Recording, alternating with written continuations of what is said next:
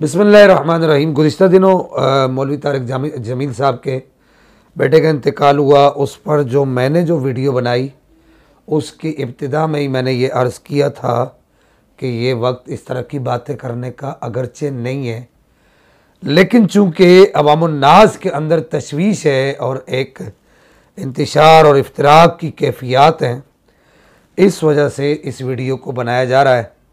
और लोग बहुत सारे सवाल भी कर रहे थे। दीगर उलमा ने जो बनाई वो उनका अपना एक हेडेक है, वो किस लिए बनाई। उन्होंने भी सब ने यही कहा कि ये वक्त अगरचे इस तरह की बातें करने का नहीं है। अल-मुख्तसर ये कि मौलवी तारिक जमील साहब ने इसको दूसरा रंग दिया। एक तो उन्होंने जो जुमला जो कहा वो किसी भी मकतब फ़िक्र के उलमा के लिए कहा, वो उनका अपना हेडेक है। किसके लिए कहा ये जुमला जो उन्होंने कहा कि ये छोटे छोटे मुफ्तियों ने मेरे लिए ये किया, तो मुफ्ती ये मौलाना तारिक जमील साहब को मैं समझता हूँ कि इस तरह का जुमला कहना ये रऊनत के अलावा इसको क्या नाम दिया जा सकता है कि इल्म जो है वो तकारीर का मोहताज नहीं है। ये बात याद रखिए।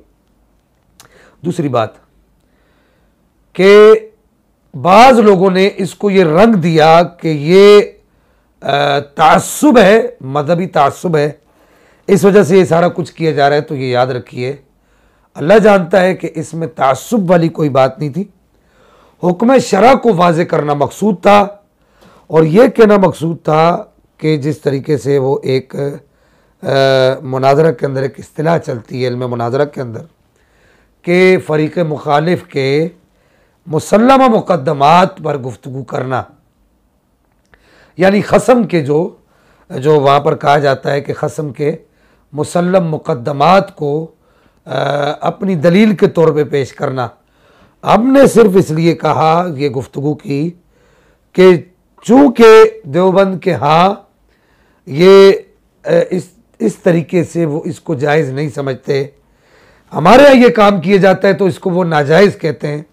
हमारा कहने का मकसद ये था कि जब हमें हमारे लोगों की फोतगी पर यही दुख और यही दर्द और यही कर्ब और यही आंसू और यही परेशानी और यही जिस तरह समझिए कि घर पूरा उजड़ जाता है, यही सारी कैफियत हमारी भी होती हैं और यही सारी दुख की कैफियत हमारी भी होती है, तो उस वक्त हमारे ऊपर भी फतवे लगाए जाते हैं। तो उनके नज़दीक जो हुक्म शरी होता है, जिसको वो हुक्म शरी समझते हैं, अपने बातिल और फासिद ख्यालात में वो हमारे ऊपर लगाते हैं। तो हमारे कहने का मकसद ये था कि भाई आप अपने नज़दीक जिस चीज़ को हुक्म शरी समझते हैं तो अब वो वहाँ पर भी लगाएं। इस तरह का दर्द, इस तरह का दुख उस वक्त हमें भी होता है। हमारे दुख और दर्द को नहीं देखा जाता। मौलवी तारिक जमील साहब को भी मैं यहाँ पर यह कहना चाहूँगा कि आपके मकतब फ़िक्र के लोग हमारे दुख और दर्द को नहीं देखते, हमारी परेशानी को नहीं देखते, हमारे घर से जो है वो मैयत निकली होती है वो उसको नहीं देखते। वो हमारे ऊपर फतवा लगाने को सबसे अव्वलीन तरजीह देते हैं।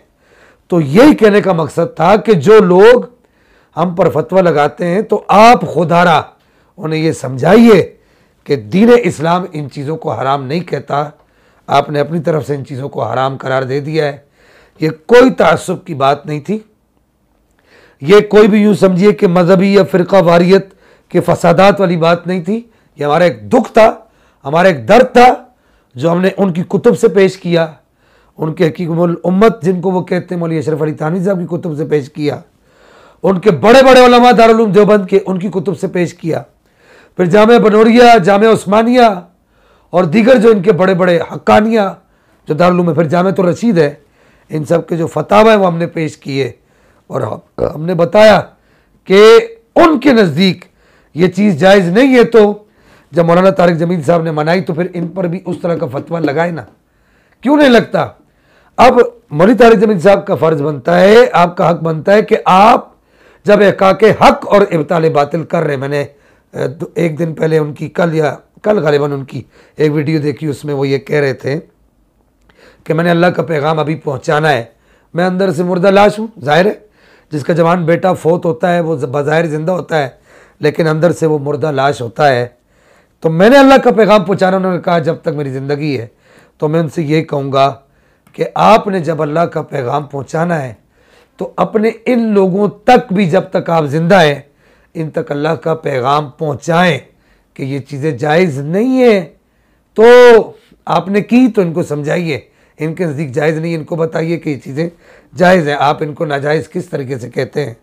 तो ये हमारा मुद्दा था कि इसको कोई और रंग ना दिया जाए खुदारा। हम मौलवी तारिक जमील साहब का जो बेटे का इंतकाल हुआ, हम उस दुख और दर्द को समझ सकते हैं, उसको महसूस नहीं कर सकते। जवान बेटे की लाश उठाना एक मुश्किल तरीन अमर है, उसको महसूस नहीं कर सकते। अगर कोई ये कहता है कि मैं महसूस करता हूँ तो ये झूठ है, लेकिन उसको समझ ज़रूर सकते हैं कि ये एक बड़ी कर्ब की कैफियत होती हैं। इन कैफियत में उनके दुख पर नमक छिड़कना मकसूद नहीं था, बल्कि शरीयत मुताहरा जिस चीज़ को जायज़ कहती है उसे जायज़ मनवाना और जिसको नाजायज़ कहती है उसको नाजायज़ कहलवाना मकसद था। अल्लाह ताला हमें अमल की तौफीक अता फरमाए।